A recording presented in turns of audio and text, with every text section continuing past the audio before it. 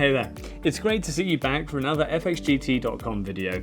I'm Sam, and today we're going to explore what is passive investing and what is active investing. Let's figure out which strategy is right for you. But before we get into that, we want to know what you think. Leave your thoughts and feedback in the comments down below.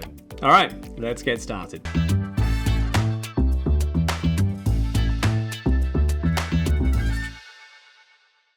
Let's begin with passive investing. This approach is all about buying and holding a diversified portfolio over the long term. Instead of trying to beat the market, passive investors aim to match market returns. Imagine owning a slice of the entire market. And that's essentially what you're doing when you invest in index funds or ETFs that track a market index like the S&P 500. For example, meet Sarah, a passive investor. She invests in an S&P 500 index fund. Sarah doesn't need to constantly monitor her investments. She trusts the long-term growth of the market and enjoys lower fees thanks to minimal trading. Here are some benefits of passive investing. First of all, passive funds generally have lower fees because they require less management. Secondly, with less trading, passive investing often results in fewer taxable events. And lastly, a buy and hold strategy means less stress and more time to focus on other things in life. Apart from the positives, passive investing has some potential downsides.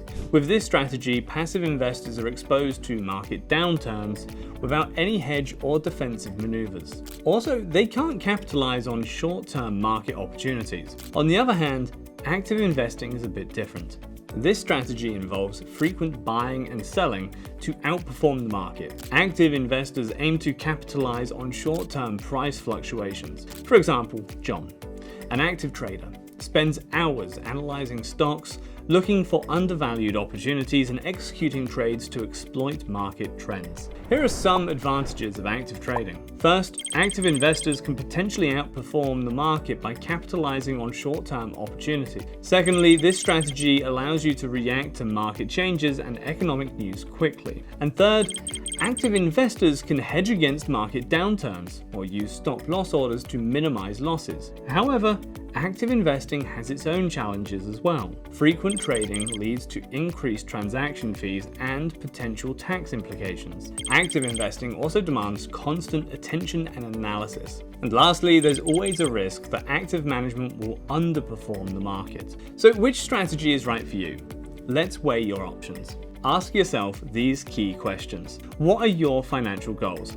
Are you saving for retirement or seeking short-term gains? How much time can you dedicate to investing? Do you want a hands-off approach, or are you ready to actively manage your portfolio? What is your risk tolerance? Are you comfortable with market volatility, or do you prefer stability? To illustrate how these strategies can play out, let's consider a hypothetical scenario.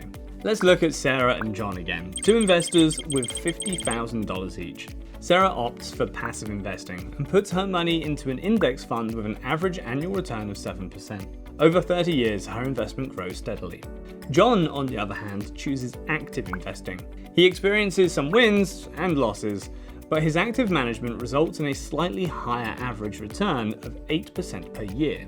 While John might end up with more money if he consistently outperforms the market, Sarah enjoys peace of mind, lower costs, and less effort throughout the journey. To conclude, there is no one-size-fits-all answer. It's all your personal preferences, goals, and resources. Both strategies have their merits and challenges. And the best approach might even be a blend of both. What's your investment style? Are you a fan of passive investing, or do you prefer the thrill of active trading? Let us know in the comment section below. Don't forget to like the video, subscribe to our channel for more informative content, and hit the notification bell to stay updated. And since you made it this far, here are 2 more videos that you might enjoy. I'll see you next time. Happy trading.